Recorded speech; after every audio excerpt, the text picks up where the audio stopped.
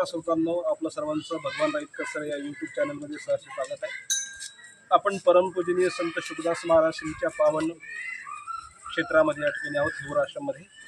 आणि या ठिकाणी आपल्याला जे भक्त आले त्यांच्याशी चर्चा करायची, ते त्यांच्या ज्या परमपूजनीय शुकदास महाराज श्री आणि राष्ट्रसंत तुकडोजी महाराजांच्या संदर्भातल्या ज्या आठवणी आहेत त्या आठवणी आपल्याला सांगणार आहेत। सर्वप्रथम दादा आपला परिचय द्या। मी विजय पाचकोर, विजय तुकारामजी पाचकोर, राहणार तळेगाव, तालुका दारवा, जिल्हा यवतमाळ। आणि माझे वडील एका छोट्या गावाचे, तळेगाव या गावाचे सरपंच असल्यामुळे त्या गावामध्ये एक शैक्षणिक संस्था असावी, आरोग्य सुविधा असावी या हेतूने महाराजांचं पहिलं दर्शन झालं। वंदनीय राष्ट्रसंत तुकडोजी महाराज, वडील त्या गावचे सरपंच असल्यामुळे योगायोग महाराजांचा तो तिथे योग आला आणि सरपंच असल्यामुळे सरपंचाच्या घरी जावं आणि दोन म्हणजे काहीतरी महाराजांनी घ्यावं अशी सदिच्छा वडिलांनी व्यक्त केली।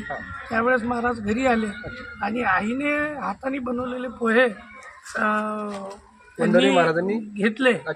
आणि ज्यावेळेस माझे वडील त्यानंतर वयानुसार साधारण वडिलांचं वय असेल जवळपास 60च्या जवळपास, परंतु वडिलांना एक थोडासा दुर्धर आजार झाला होता, TB नावाचा।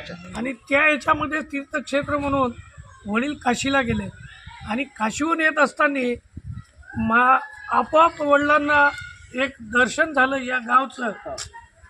या गावचं नाव स्वामी सद्गुरू आमचे जे स्वामी विवेकानंदजी महाराज यांना स्मरून संत माऊली परमपूजनीय शुकदास महाराजांचं वडिलांना इथे एक आकस्मिक एक दर्शन झालं। आणि जेव्हा वडील इथे आले, त्या आश्रमामध्ये जेव्हा आले तेव्हा असे पटांगणामध्ये बसले आणि वडील त्या आजारामुळे थोडेसे व्यस्त असल्यामुळे महाराज तिथून जात होते आणि महाराज जात असताना वडिलांनी काशीहून ती गळ्यामध्ये माळ आणली होती।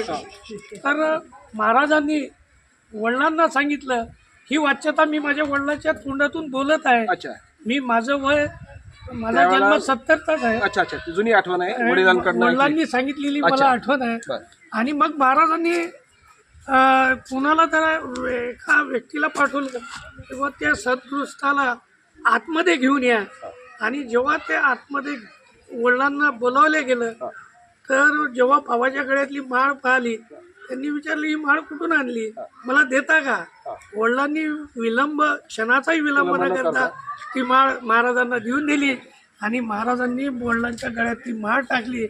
आणि जेव्हा माझे वडील एक शैक्षणिक आणि सामाजिक कार्यात असल्यामुळे त्यांनी एक गावामध्ये शाळा, विद्यालय, ज्युनियर कॉलेज, एक मागासवर्गीय वसतिगृह आणि त्या ठिकाणी महाराजांच्याच प्रेरणेने हे आशीर्वाद वडिलांना मिळाला।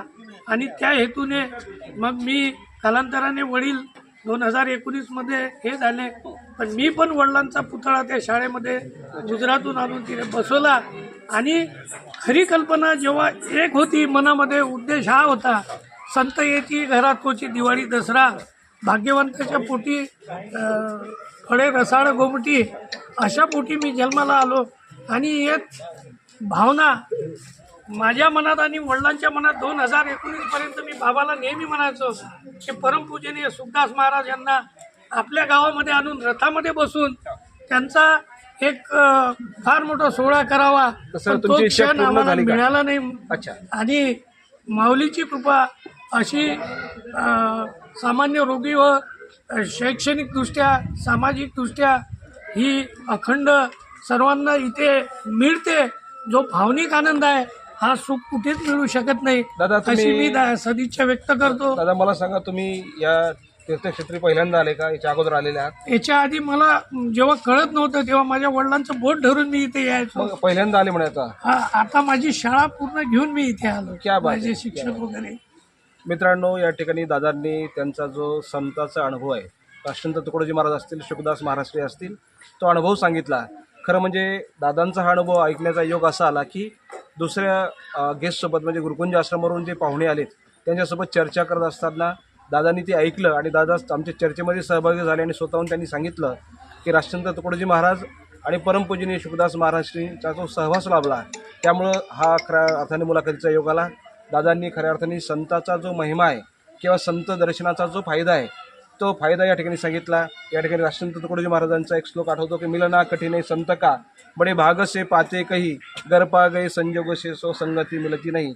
सत्संग मिळाल्याचा एक आनंद, एक प्रसन्नता दादांच्या चेहऱ्यावर आपल्याला इथे अनुभवता आली. त्यांनी त्यांचा अनुभव आमच्यासोबत शेअर केला, त्यामुळं दादांचे खूप खूप मनपूर्वक धन्यवाद. नमस्कार दादा. धन्यवाद.